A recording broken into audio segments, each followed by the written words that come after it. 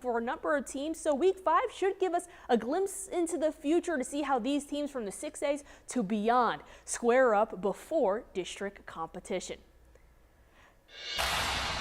And let's start with a local squad that has impressed so far. It is the Bulldogs of Midland out in Astound. It is homecoming this week, and we have Aaron Gelvin out there to see if Midland High can notch its first season with 4 wins since 2018. Aaron? Well, the game plan was simple tonight for the Midland High Bulldogs in our game of the week. They needed to win to go 4-1, and they needed to do that before their bye week that would lead into district play quickly coming up on the horizon. All standing in their way tonight were the Andress Eagles, and I think you'll see by these first half highlights that the Bulldogs were up to the task. The Bulldogs wanted to put on a good show for a homecoming crowd tonight at Astound Broadband Stadium, and they were able to do just that in the first half of our game of the week.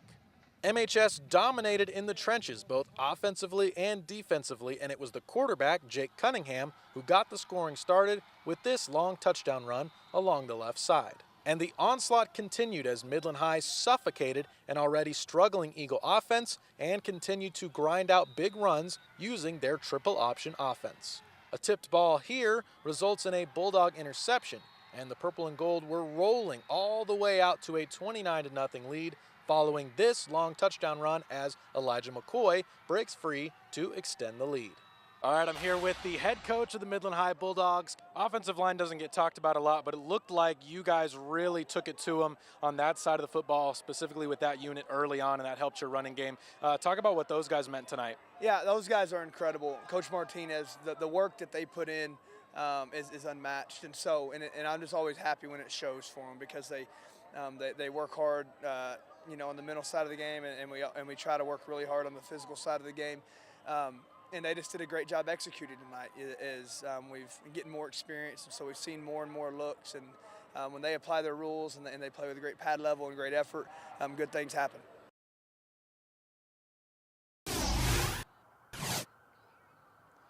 Well, that's right. You heard it there. That offensive line for the Bulldogs just absolutely dominated that Eagles front tonight. And you can say mission accomplished, as it's a good time to be a Bulldog. Those were the words Coach Fortune told me as he was walking back into his locker room.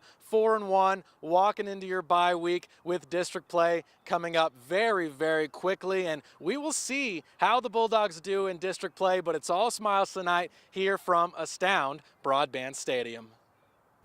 Well, thanks, Aaron. The Bulldogs on a roll. This is the first time they have 4 or more wins in a season since 2018. Definitely looking good for that bye week. Now over to another red-hot team. With a start this season, this squad entered this game undefeated through the first 4 since 2017. Permian looks to move to 5-0 tonight. And the person who has the front row seat for that one is our reporter Tyler Dupnik. He had that front row seat for this matchup. Tyler, how's it going?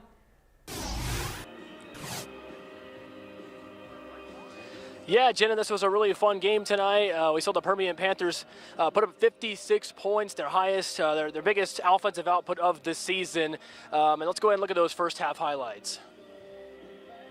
It was homecoming night at Ratliff Stadium as the undefeated Permian Panthers welcomed non-district Abilene Cooper to town, and it was electric early as Rodney Hall in a reverse option flips it to Tabari Jones, who's going to roll into the end zone for a 6-yard touchdown to make it 7-0 Mojo.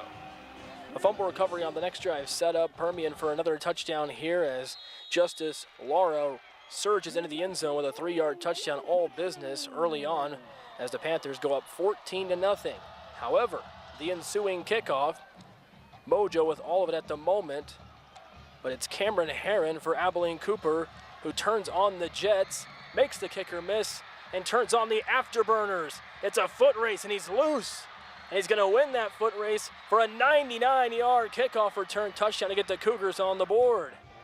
However, again, Mojo trying to reclaim momentum.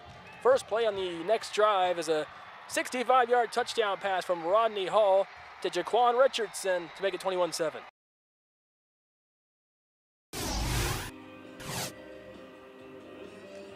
Yeah, like I said, 56 points tonight for Permian. They win it 56-28 over Abilene Cooper. They finished non-district play a perfect 5-0, heading into an off week before district play next week. I got a chance to talk to Justice Laura after the game. We'll have that in the overtime package, essentially talking about how dominant they were in the fourth quarter again tonight after what they did last week. So it was a really terrific performance for Permian, and they're perfect going into their off week before district play. Jenna, it's a really good deal for them. Well, thanks, Tyler. Stay tuned for overtime to hear from him a little bit more. And before we head into our first break, there's a couple of local games that actually play tomorrow afternoon. First, it's Odessa High, who's looking to bounce back after starting 2-0, but then stumbling to a 2-2 record after 2 straight losses. The Broncos host a fellow 6A squad, which holds a 3-1 record in Clemens. Over in Midland, MCS is also competing at home. The Mustangs have also been struggling as of late. Midland Christian has lost 3 straight, including its home opener last week. Now it's a battle with a winless Del Rio team. Our reporter Aaron Gelvin will be in attendance for both of those contests, so stay tuned tomorrow evening.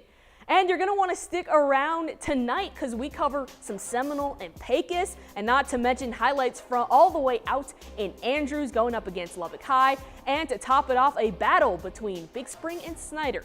That's coming for you after the break.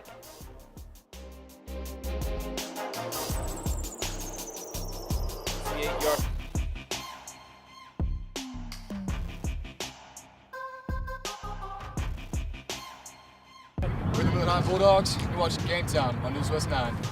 Hey, hey, hey, hey, hey, hey.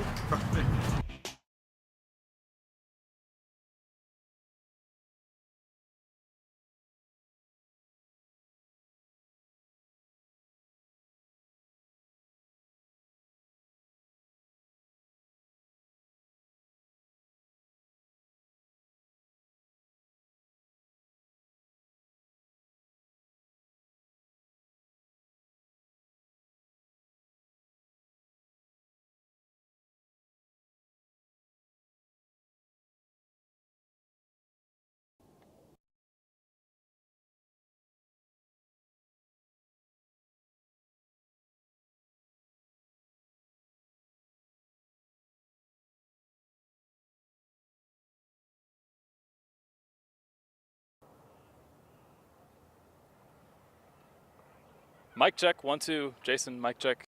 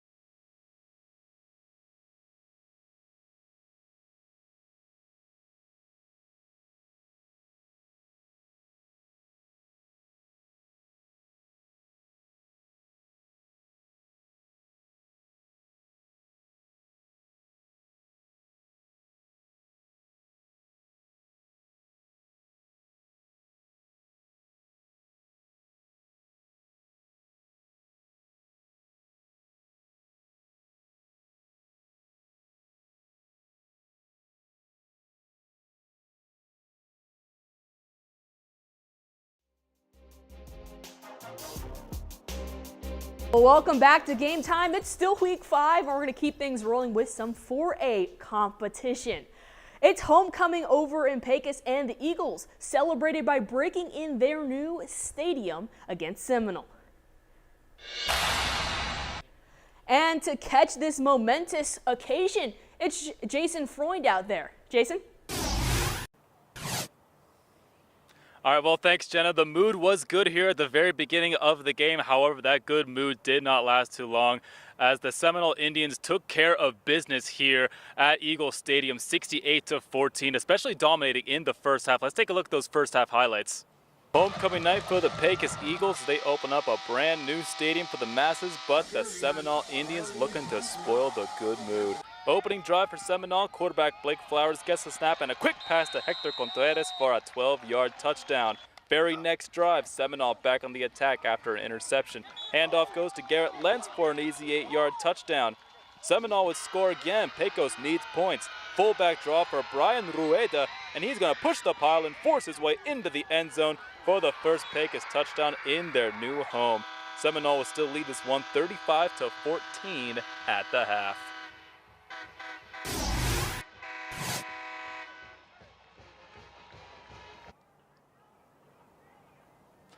All right. Well, here's the thing. The Seminole did put out their backups later in the fourth quarter as they dropped 30 more points onto PECOS in that final second half. And unfortunately for PECOS, they were not able to celebrate. For PECOS, I'm sorry, they were not able to celebrate that win or celebrate their new stadium with a win. So Jenna, back to you. Hey Jason, well that new stadium did look good under those Friday night lights, but unfortunately was spoiled by the Seminoles. Over in Andrews, the Mustangs looked to get back in the win column after a tough loss to that same Seminole team a week ago, and this time the contest against Lubbock High. It was the Mustangs facing off against the Westerners in front of a jam-packed homecoming crowd. Andrews would strike first after a long drive. The rushing attack took over. It's Noah Tellez who gets the ball and finds a wide open hole and eases into the touchdown. Now, the Mustangs on defense saw success, the same success that the offense had, and said, I want to take some of that too. And this time it was an interception from 6'1" receiver corner hybrid Garrig Morris, who snatches this one. It's off to the races for the pick six. Pretty impressive on both ends early for Andrews. And that wasn't enough for the Mustangs. Ashton Galvan on the keeper. Once he gets moving, there's no stopping him. Andrews would roll into the half up 44-14. What a statement from the Mustangs following their first loss just a week ago. And now we got still a lot to cover here on Game Time, so let's keep things moving along with this next matchup out in Big Spring. It was a lot of offense for the Steers early, especially through the air. The laser from Gavin Patron finds his receiver in the end zone with that nice throw, and it was clicking on all cylinders for Big Spring. This time on the ground with some impressive slipping and sliding for the score through a number of defenders. And let's keep the scoring going for the Steers while we're here. Patron with another snipe to connect with Eli Gobos for another touchdown. The Tigers would make this one a little bit more competitive with a few good offensive plays. This trick play with Damian Jimenez cutting through the defense. The Steers would go on to remain strong on offense and win for its fourth victory. All right, on to the next contest. This contest in El Paso with Fort Stockton and Ysleta. The Panthers coming into this battle looking to stay undefeated against the 1-3 Indians, and it was Fort Stockton utilizing the ground attack early, starting with Marco Garcia, the quarterback. The signal caller was denied the first time, as you'll see, but not the next time. Garcia with the keeper and the tough finish, as you'll see, just punching it through the end zone. The Panthers with a dominant performance to keep the unbeaten streak alive here through 5. All right, now it's Rangers and Eagles for this Friday night matchup. Canyon comes from Amarillo and Greenwood trying to defend its home turf, and that would be difficult with the Eagles taking what they were given early and making their own opportunities. This is Raymond Stanley who marches down the field after the opening kickoff and scoring first with this dash for 6, but the Rangers said, not so fast, we can impress too. It's QB Ty Flowers who tosses up the pigskin to Rance Pursuer, and the receiver did the rest, and that wouldn't be enough as the Eagles would prevail. All right, things are just starting to wind down just a little bit, but don't worry, we're not done just yet. We'll wrap things up over in Kermit and then get ready for the top plays of the night.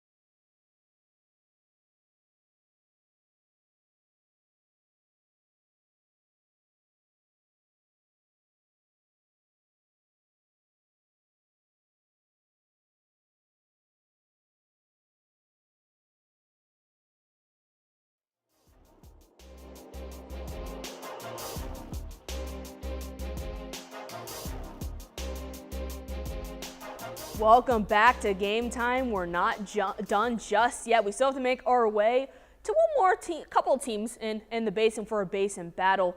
It's homecoming season tonight, and that goes for this contest against Kermit and Forsan as well. All right, we're going to jump right into the action, and I'm talking about football action. Kermit with the ball, quarterback Jeremiah Salazar with the perfect pass to Jay Rogers, which finds the Yellow Rockets in the end zone. A few plays later, is Rogers with the handoff, and he finds his way across the goal line. Kermit takes a 14-13 lead. Buffalo's driving, but it's fourth down. Cade Wallace rolls to his left and passes to Bryson Kinsley, but the pass is short, and Kermit pulls off the upset against the 4-0 Buffaloes. Let's hear from Coach.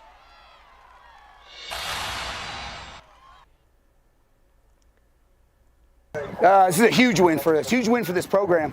This is a signature win for the turnaround of this program, signature win. We needed one, because since I've been here, just what we've worked, these kids, what the time they put in. I mean, we're doing command weights. We're working all summer long, discipline, conditioning, things that they probably hadn't done in the past, and to kind of see the fruit of that labor, to see like, hey, coach is, he's crazy, but he ain't as crazy as we thought. The wins are going to start coming. And so I think once this program's turned, and we're winning 6, 7, 8, 9 ball games every single year, we're going to look back on this day right here, and we're going to be like, hey, that Forsan win, that's the win that turned this thing around. All right, get fired up from that. And we still got more coming on Game Time. It's the best of what we got tonight. Stay tuned. We're the Odessa High Broncos. You're watching Game Time on News West 9.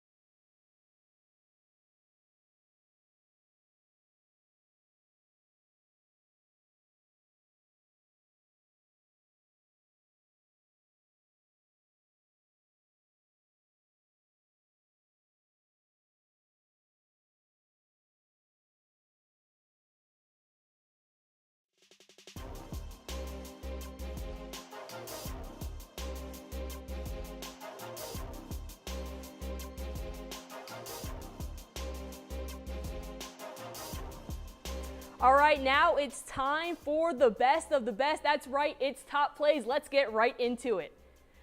All right, so we're going to start this on the defensive end, and it is going to be the pick six from Garrick Morris. Uses all his size and uses all of his speed to barrel down the sideline for a pick six, and that would only start it for the defense because then it's Midland High start Adam Alvarado finds the ball in the sky for the INT, and finally, one offensive nomination tonight. It's a bomb from Grade 1 quarterback Ty Flowers, who finds a striding Rance Purser for the score. Well, that wraps up game time for Week 5. Be sure to tune in to Overtime for extended coverage on our website and app.